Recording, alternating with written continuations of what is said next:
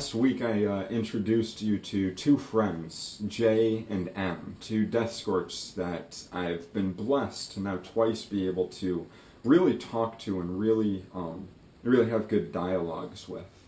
And last week I talked about some of the negative things that came out of that conversation.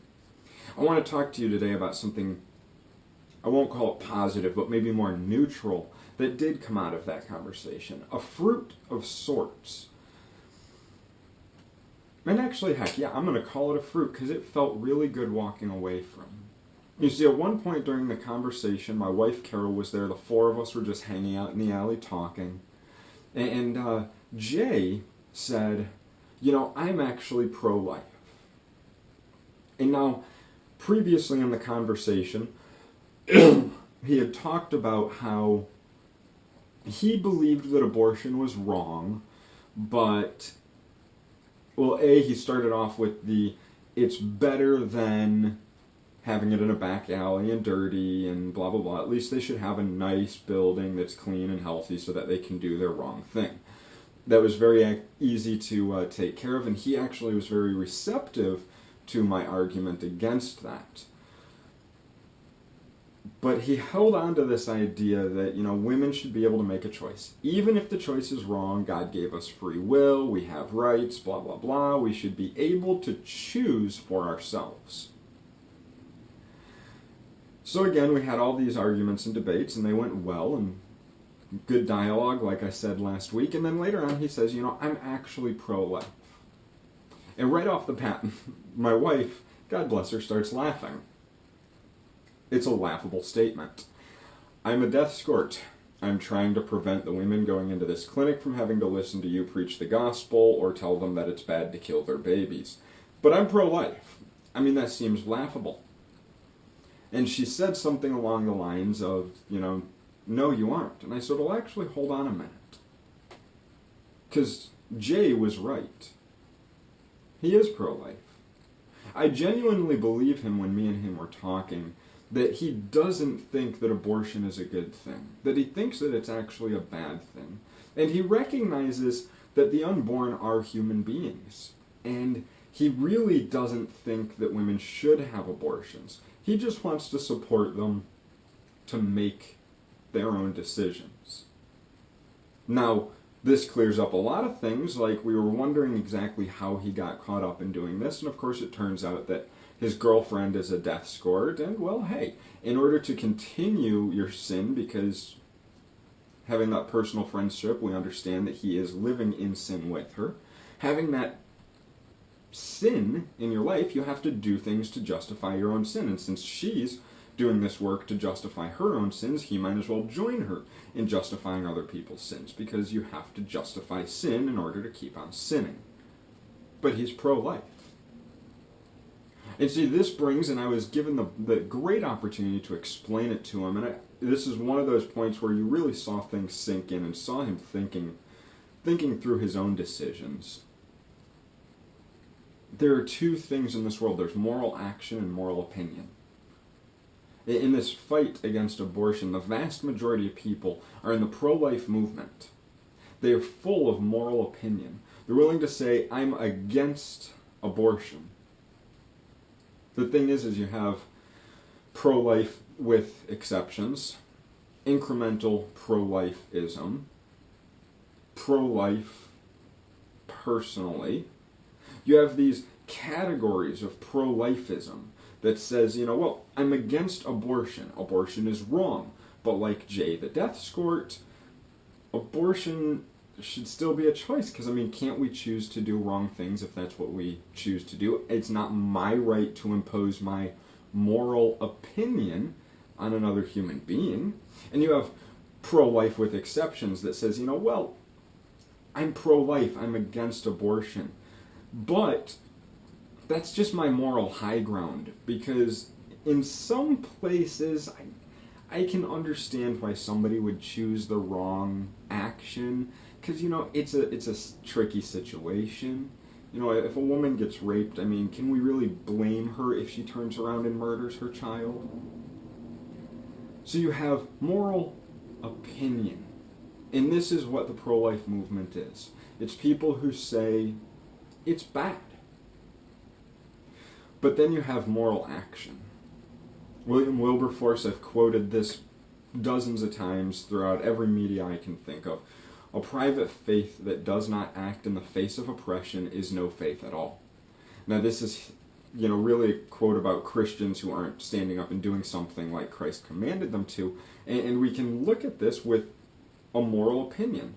I have a moral opinion, but I'm not going to do anything about it. I don't remember the exact quote, but Martin Luther King once had something to say about that idea, and it wasn't very nice. It was something about you can claim to believe something, but if you don't do anything about it, do you really actually believe in it? That's not just Martin Luther King, that's thousands of quotes that you can find throughout the internet. You can claim to hold a moral position, but we are all taught as children. Reliant K wrote a song about it, and I, for one, happen to believe that our parents were actually correct when they tried convincing us that actions speak louder than words. It actually kind of makes sense. It was impossible for my wife in that moment to comprehend the idea that Jay was pro-life. Because his words mean nothing. His actions are what mean something. The Bible talks about, as Jesus goes through his ministry and he talks to these people, and he keeps calling them hypocrites and double-minded, and calls them broods of vipers and pits of snakes and liars and thieves and mongers and all these crazy, highly offensive words. Because they said one thing with their mouth and they lived another with their life. There was an old quote that was played in a DC Talk song way back in the day, and I can never remember who said it or really the verbatim, but I think it says everything. It says, the single greatest cause of atheism in the world today is Christians who profess God with their mouths, but they live a life separate from him. Because they held a moral opinion and there was no moral action to back it. Because your actions speak louder than your words. And so I want to challenge you today to look at your own life. And if you are an abolitionist and you are out there doing the work, I'm not talking about you share some stuff on Facebook. I'm talking you're on the streets. You're talking to real human beings, face to face. You're going out. You're preaching the gospel. You're standing on the front lines. You're standing at the final lines. You're going into the world and being the church. Then look at your friends' lives. And say, I have this moral opinion. Almost everybody who watches this video holds the same exact moral opinion that I do, that abortion is wrong. But ask yourself, is abortion wrong enough for me to do something about it? Am I going to stop it? 3 generations now of people have said, I am the pro-life generation. Roe v. Wade won't survive me. They wear t-shirts.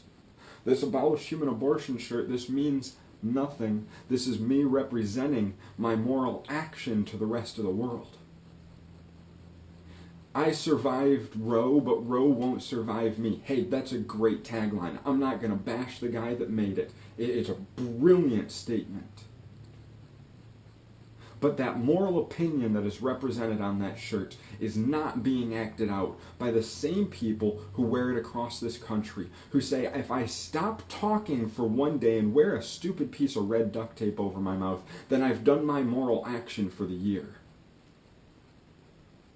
If you believe that, if you're the one who lives that, saying, I wear my t-shirt and do my one thing, I go to my march once a year, or I go to 40 days once a year, or I wear a silly piece of tape across my mouth once a year, you are no better than Jay, who says, I'm pro-life, but I'm going to stand at the clinic and help women in anyways. You're no better. Because you both hold the same moral opinion, and you both have the same complete, absolute lack of moral action to back it up.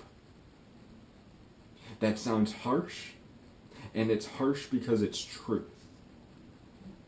You have two ways that you can live in this life: moral action or moral opinion. And if you live with moral opinion, the Bible is filled with stories of how you are hypocritical, you are double-minded, and the Bible even says that in the last days, in judgment, God's going to look at those who did all the really good, happy religious things, and they held all the right opinions, and they said all the right stuff, but they didn't do the right things, and he's going to say, I don't know you. Away from me, you worker of iniquity.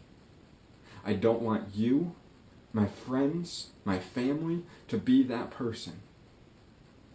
Let Jay be a witness. Let Jay's actions be a testimony to us. That we cannot simply hold a moral action, but that we are charged with we cannot hold a moral opinion, but we're charged with taking moral actions.